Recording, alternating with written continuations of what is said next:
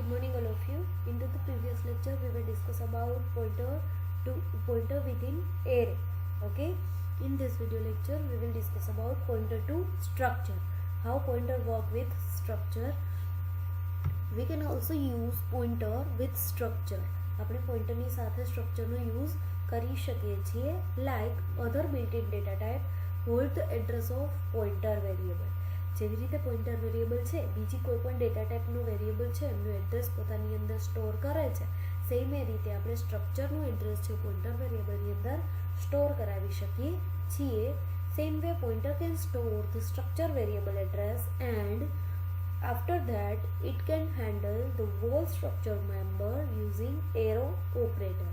શું કહે છે? સેમ એ રીતે આપણે જે સ્ટ્રક્ચરનો વેરિયેબલ છે એમનું એડ્રેસ પોઇન્ટર વેરિયેબલની અંદર સ્ટોર કરાવી શકીએ છીએ અને આખા જે સ્ટ્રક્ચર છે એમને હેન્ડલ કરી શકીએ છીએ. એમની અંદર સ્ટ્રક્ચરના જે મેમ્બર્સ છે એમને હેન્ડલ કરવા માટે આપણે એરો સાઇનનો યુઝ કરી શકીએ છીએ.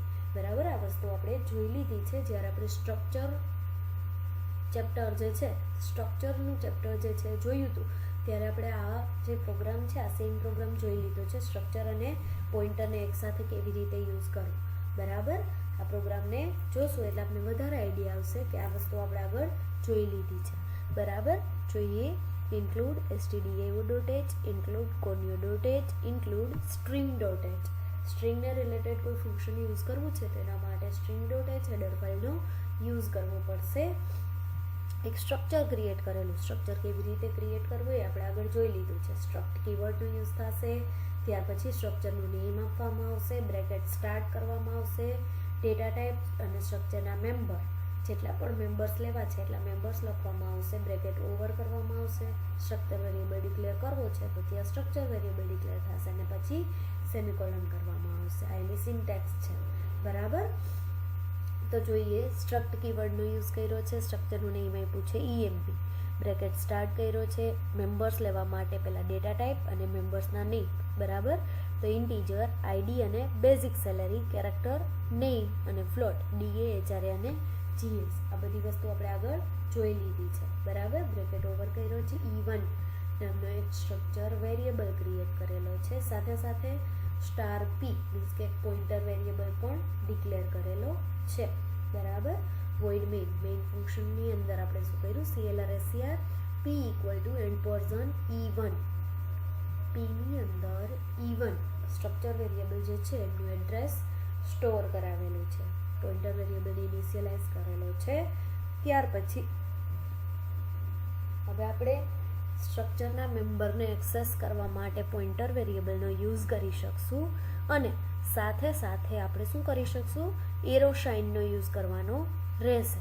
બરાબર, તો એરો સાઇનનો યુઝ અહીંયા કરેલો છે, તમે જોઈ શકો છો. P એરો સાઇન અને ID ઇક્વલ ટુ અહીંયા વેલ્યુ આપેલી છે. આ વેલ્યુ તમે યુઝર પાસેથી પણ લઈ શકો. આપણે અહીંયા ડાયરેક્ટલી વેલ્યુ સેટ કરી દીધી છે. નેમ આપવા માટે આપણે ડેટા ટાઈપ કાસ્ટિંગ કરવું પડશે કેમ કે પોઇન્ટર વેરિયેબલ છે એ ઇન્ટીજર હશે.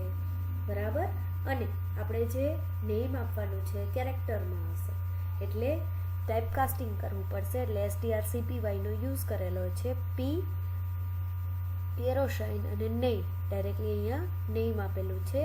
P arrow sign basic salary આપેલી છે. DA, HRA અને GS કાઉન્ટ કરવાના છે. બેઝિક સેલેરીના 5% DA, બેઝિક સેલેરીના 7% HRA અને basic salary plus DA plus HRA એટલે ગ્રોસ સેલેરી.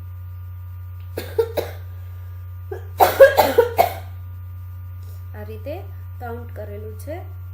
હવે એમ્પ્લોયની આખી ઇન્ફોર્મેશન આપણે પ્રિન્ટ કરાવી છે. એમ્પ્લોયની ઇન્ફોર્મેશન પ્રિન્ટ કરાવવા માટે printf એમ્પ્લોયી ઇન્ફોર્મેશન printf પહેલાં ID પ્રિન્ટ કરેલું. જો અહીંયા E1.id, E1.name, E1.basic salary એવું નથી લખેલું. શું લખેલું છે? P arrow operator ID, P arrow operator name, P arrow operator basic salary. આ રીતે વેલ્યુ આપેલી છે. બરાબર, ઇન્ટીજર વેરિયેબલ હશે એમાં %d નો યુઝ થશે. આ કેરેક્ટરનો એરે ક્રિએટ કરેલો છે, સ્ટ્રિંગ છે એટલે %s નો યુઝ કર્યો. ફ્લોટ હશે તો %f નો યુઝ થશે. બરાબર, આ રીતે બધી વેલ્યુ સેટ થશે. હવે આ જે સેમ પ્રોગ્રામ છે એને ટર્બો સીરી સ્ક્રીન પર રન કરીને જોઈએ છે આઉટપુટ શું આવે છે આપણે ખ્યાલ આવે. બરાબર, જો તમે જોઈ શકો છો હેડર ફાઇલ્સ ઇન્ક્લુડ કરેલી છે, જેમાં સ્ટ્રિંગ ડોટ હેડર ફાઇલનો યુઝ કરેલો છે, કેમ કે આપણે સ્ટ્રિંગ કોપી ફંક્શનનો યુઝ કરવો છે એટલે. બરાબર, સ્ટ્રક્ચર ક્રિએટ કરેલું છે, જેમાં ઇન્ટીજર, કેરેક્ટર અને ફ્લોટ ત્રણેય ડેટા ટાઈપના અલગ અલગ મેમ્બર્સ લીધેલા છે. Even and star P means કે પોઇન્ટર વેરિયેબલ પીનો યુઝ કરેલો છે. વોઇડ મેઇન ફંક્શનની અંદર પોઇન્ટર વેરિયેબલને ઇનિશિયલાઇઝ કરેલું છે. એરો સાઇનનો યુઝ કરી અને સ્ટ્રક્ચરના બધા જ મેમ્બરને એક્સેસ કરેલા છે. પ્રોગ્રામને રન કરીએ. જો તમે જોઈ શકો છો એમ્પ્લોયની ઇન્ફોર્મેશન ડિસ્પ્લે થાય છે. ID 101, name Samar, basic salary 10,000, dearness allowance means કે DA 155, પોઇન્ટિંગ વેલ્યુ આવે છે કેમ કે ફ્લોટ ડેટા ટાઈપ આપણે લીધી છે એટલે. બરાબર, house rent allowance 44 and gross salary 9889. આ રીતે બધી વેલ્યુ ડિસ્પ્લે થાય છે, તમે જોઈ શકો છો. તો આ રીતે તમે કોઈ પણ પ્રોગ્રામ છે એમની અંદર પોઇન્ટરની સાથે સ્ટ્રક્ચરનો યુઝ કરી શકો છો. ઓકે.